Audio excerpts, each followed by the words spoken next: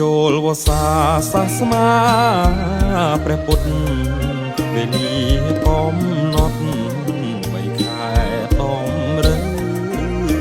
បុណ្យចូលវស្សាសាសនាព្រះពុទ្ធវេលាកំណត់3 ខែតំរឹងចាប់ពី1រោចអាសាឍតទៅវស្សានរត់នៅខែពីគួចាំចាប់ពី1រោចអាសាឍតទៅវស្សានរត់នៅខែពីគួចាំ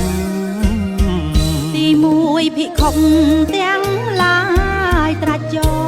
ងខ្លាចក្រែងមិនល្អជន់លើដំណាំទី1ភិក្ខុទាំងឡាយត្រាច់ច